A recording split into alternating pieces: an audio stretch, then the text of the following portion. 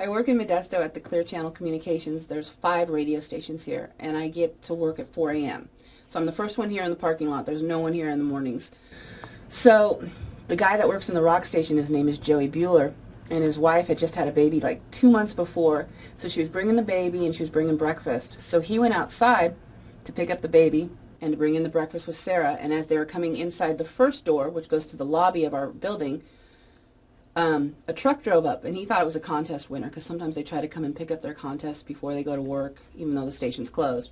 He goes, I'll come back and deal with him in a minute. I want to get the baby out of the cold. He gets to the second door, which gets into the hallway, and all of a sudden he hears what he thinks is a gunshot. And he opens that third door, which is really fortified. Thank God it's not glass, but there's a window in it. And he pushes Sarah, and he gets the baby in there, and they come to the first radio station, and he says, somebody just broke in. Please call 911. And then he comes to my station next, and he goes, Kara, somebody just broke into the station. And I was like, no problem. I have my taser. I just popped right up. It was like no big deal. It's like, I've been waiting for this. I've been trained. My fiance's an ex-police officer. He had given it to me for my birthday like 2 years before, and he's an ex-cop, and he's a firm believer in being prepared and just, but it, you know, because Pete had gotten it for me to protect myself, and I've never had to use it, but I was calm. I walked down the hallway. I took his cell phone. I don't even know what made me think to take the cell phone. He was talking to 911. I identified myself. I said, I have a taser, and I'm not afraid to use it. And the whole time I had the taser on with the little red dot.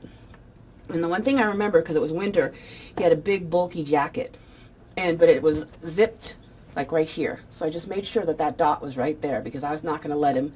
There was no way. There was no way. I'm not going to be a victim again. Never again. So I get a little emotional about that part, because I can't do that. He was walking back and forth, and he was so upset, and he was so just agitated. And Joey yells from down the hallway. He goes, if he touches that button and opens that last door, we're in trouble. So 911 kept saying, tell me where he is, because they'll be there any minute. They'll be there any minute. And the minutes just kept going by, and it just felt like a long time.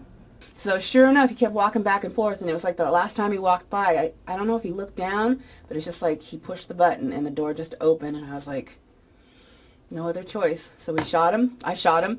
He dropped. And just then, like I said, it was a movie, like the cavalry came in, and then one guy headbutted him with the rifle, and they took him off, and it was crazy. I'm not a victim anymore. I'll never be a victim again. And that's the most important thing in my world.